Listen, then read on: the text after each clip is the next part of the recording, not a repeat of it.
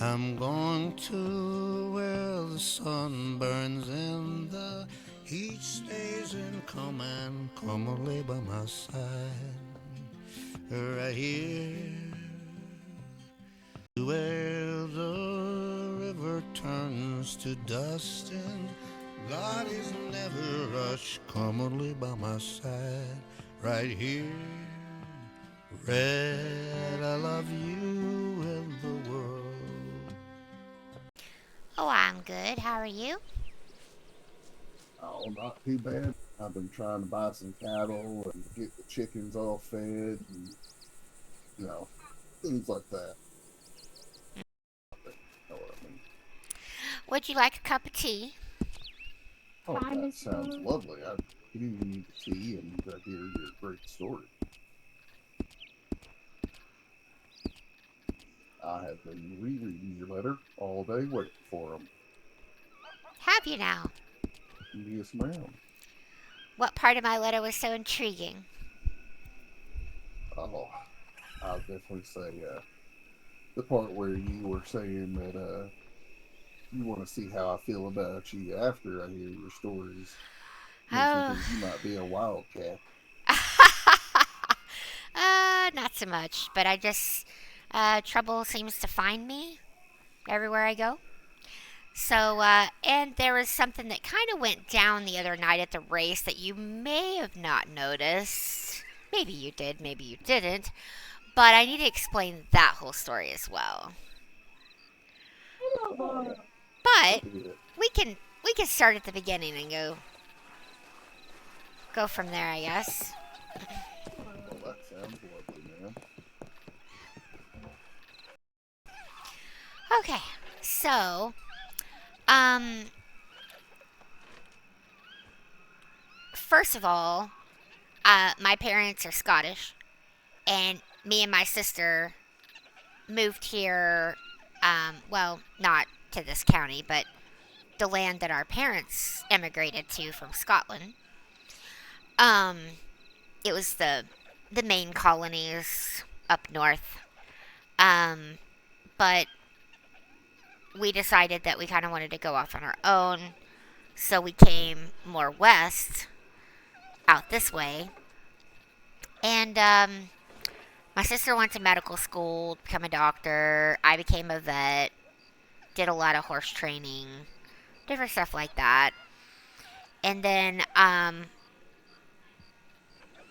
was trying to save up money to buy my own stable. So I got a night job as a saloon girl uh, in a town very similar to Blackwater. And probably kind of why I like it here. It just reminds me of those times, I guess. Um, but in there, I met, uh, well, I guess I would say husband. We were married once upon a time. He's long gone now. But I met him there. He was an outlaw. He did moonshine. He was a bandit. He did everything you can imagine, drugs, everything. And he, I don't know, there was just something about him. Maybe just that wild outlaw. I have no idea, but fell for him, and we got married. But then I decided, let's settle down and get jobs. So I got my stable. He became a blacksmith, and I convinced him to stop the outlaw life. But then he decided that he was bored and he didn't like that.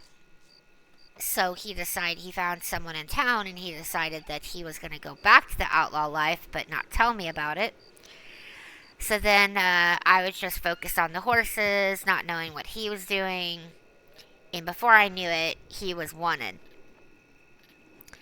And I had had a really good rapport with the sheriff in town, so I didn't want nothing to do with what he was doing. So we kind of went our separate ways. And then me and Claire met back up and decided to go to the place that we were before we came here. And one day we were just living life, riding together. His name is Jake, by the way. Uh, Jake came right up on us he kidnapped us. Like, he literally lassoed us, tied us up, bound us up, put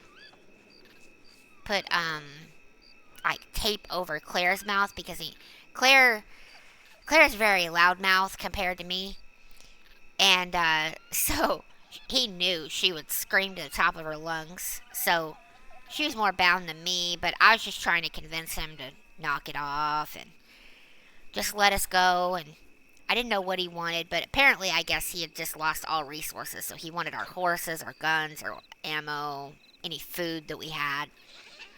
Eventually, he let us go, but he took all our stuff. Like, he took our horses, weapons, everything. And then, he left for a long time, and then he suddenly came back, and he started this whole, like, gang war, and it got insane, and, like, I kept asking him, are you here for me? What are you here for? And he didn't really have an answer for me. And he kept saying, I'm not here for you, but he just kept lingering. I called him my ghost because he would just show up all of a sudden. I'd be trying to move on with my life, and he would just show up. And there for a little bit, I was in a gang, but I wasn't really doing a gang life. I more just did the farming for them. Like, I would do crops, and I'd take care of the horses and the dogs and the land, but they'd ask me to go do things with them, but I didn't feel comfortable doing it. That's as close as I got to a criminal life. But they knew I didn't feel comfortable, so they didn't really involve me with things. I mainly just made sure they stayed fed and didn't die, and I had some morphine on me from Claire. But eventually, Claire taught me, like, the medical. So I started going down that path. And just before I decided to leave there, Jake had got involved with a lady. And this lady had already kind of took another guy that I was interested in at one point. And so I was really jealous of this girl. And maybe he did it for that reason. I don't know. But that was a whole drama craziness time. My old friend Maya was there for that. And then Isaac and Maya were together, and they had a falling out. So she left, and me and Isaac stayed. We decided to come here and buy this land and try to start over. Well, about that time, I met a guy named Henry.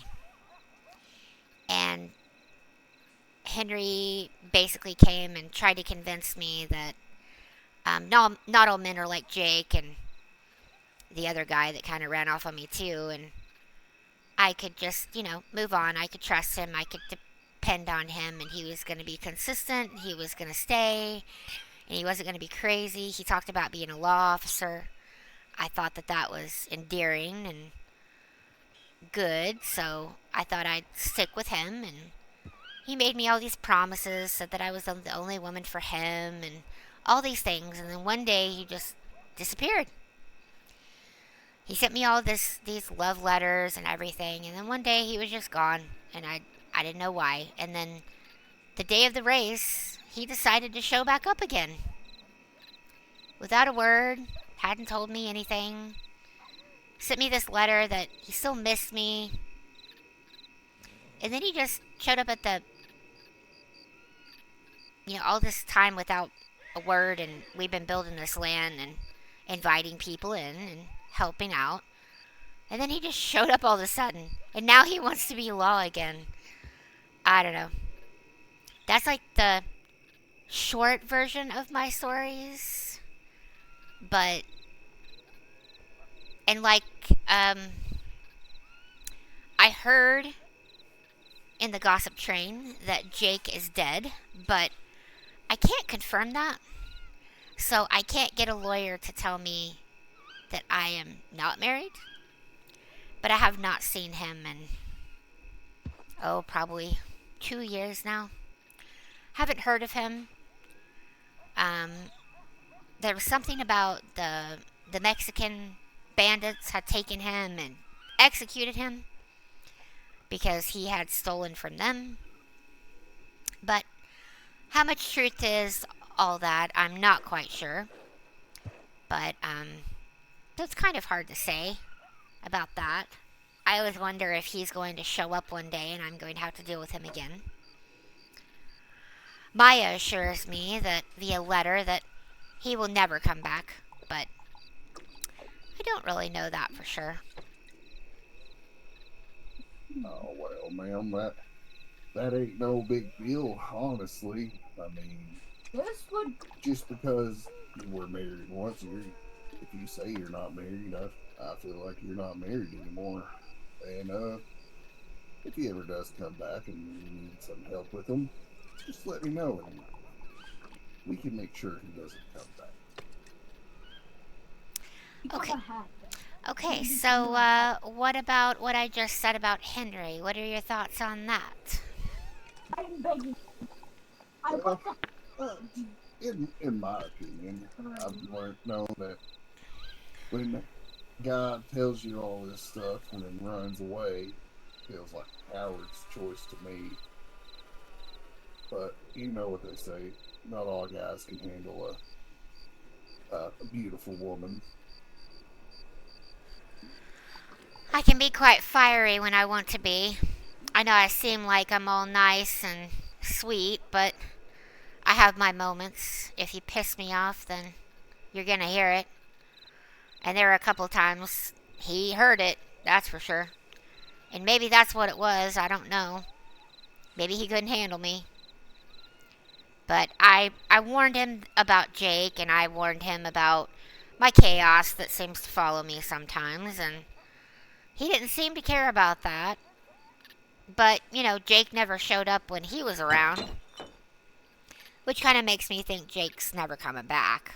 Because I figured by now he would resurface and try to steal something or create some sort of chaos. But he hasn't, so I'm assuming the rumors that I hear are true. But, I mean, even Isaac had said that now that he's the governor here, in his mind, if he does see Jake, he's going to put him on trial for all his crimes and he would execute him anyway. So, I mean, I guess that's that. But, Oh yes, ma'am. My big question for you is, what are you looking for? I mean, I want you to be happy more than anything else. So, yeah. well, I'm not going to lie, it gets very lonely here alone in this house and doing all my work, and then when I go back into the house at the end of the day, I'm just by myself. And I've always thought about settling down, having a family, doing all of those things that most women of my age do. But when you get caught up with a criminal, it doesn't always work out that way. So that was kind of my hope when me and Isaac came here, is that maybe I could build this land up, make a beautiful place, and eventually someone would come along.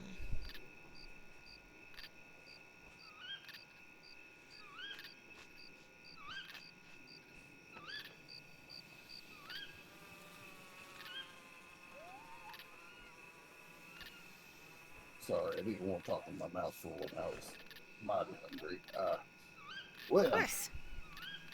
I will say you do have a beautiful place here.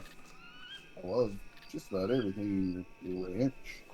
Uh, I mean, I came here for almost the same reason after the war and everything like that. I don't want to kill nobody anymore. Uh, but you know how things go, especially around these parts. But I want to have a nice, peaceful life, quiet, and, you know, raise a couple children myself.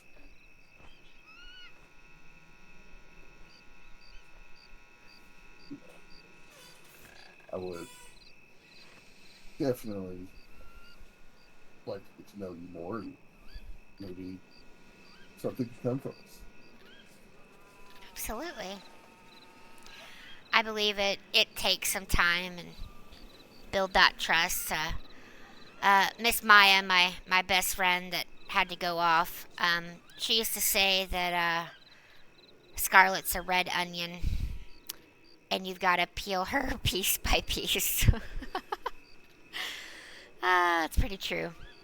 Um, I've had a lot of walls up for a long time because of Jake, so sometimes I don't trust as easy. I get a little hot-headed at moments, but that hasn't happened with you quite yet. You've Oh, been that's very, good to hear. very mature and respectable, from what I can tell. Except for the random choking me in town randomly sometimes. I'm mighty sorry about that. You know, once in a while, I hate to say it, I get flashbacks of the war and I get transported back. I'm not in town anymore. I'm in that foggy field.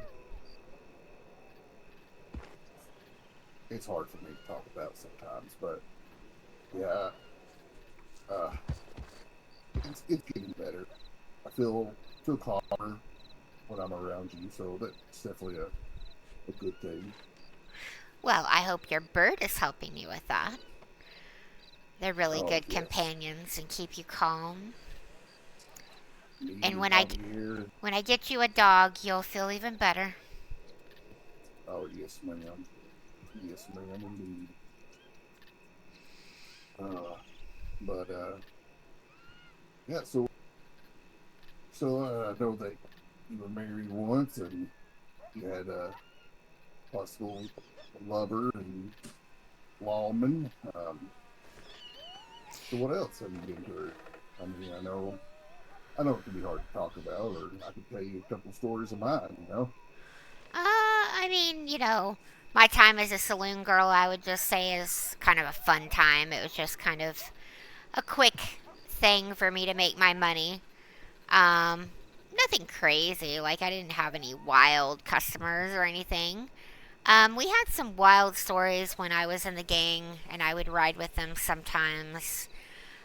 We had a gang war once where the other gang got really mad at us, and they kept, killing things or destroying things and then leaving it as a present on our front doorsteps. That was a wild time. Um, but little things like that, and the whole jealousy and the drama that happened between the two gangs.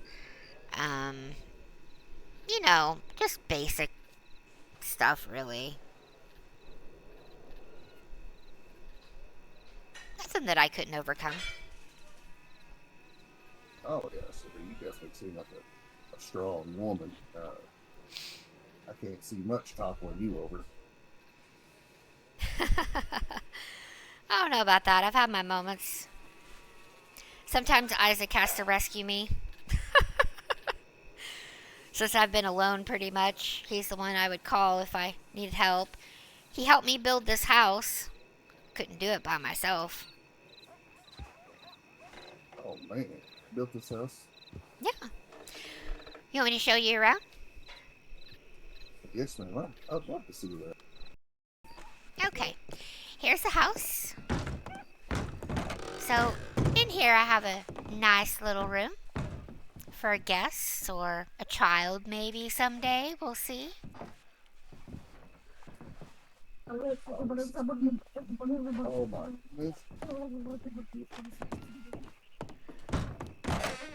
This one, me and Isaac haven't finished yet. It's still a work in progress. We thought about making it a bathroom with a tub. Hadn't quite got there yet. That sounds lovely. So I Yeah, can't this take, is not a good I bath. cannot take credit for my living room. It is beautiful, it is perfect, and it is all Isaac. He did all of this. He knows I love Really music, work. so he got me this music player and the piano. He knows I'm a sucker for Amazing. fire, so he made that fireplace for me. He promised me to get me a chair for this side of the kitchen table. And I need to get some more china. I feel like this is an open space. I need to figure out what I'm gonna do.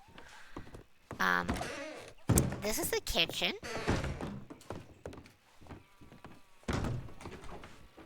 He even made a little doghouse in the corner for Sigurd. If he wants to hang out. Yeah. They even got like a little basin for water.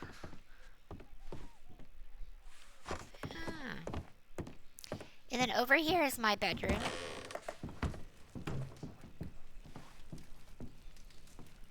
Ow.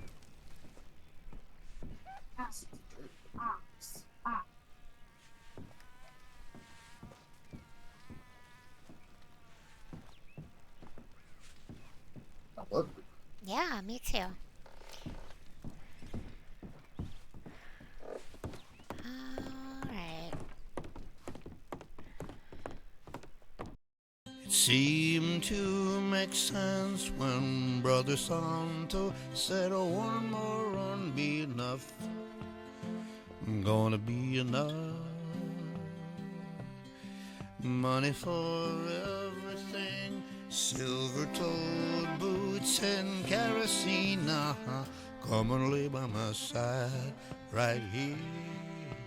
Red, I love you and the world." So, be safe. Yes, ma'am. Thank you for everything, and thank you for telling me your story. I Yeah. really enjoyed it. Well, next time you can tell me yours. Oh, yes, ma'am. I truly will. Alright, well, have a good rest.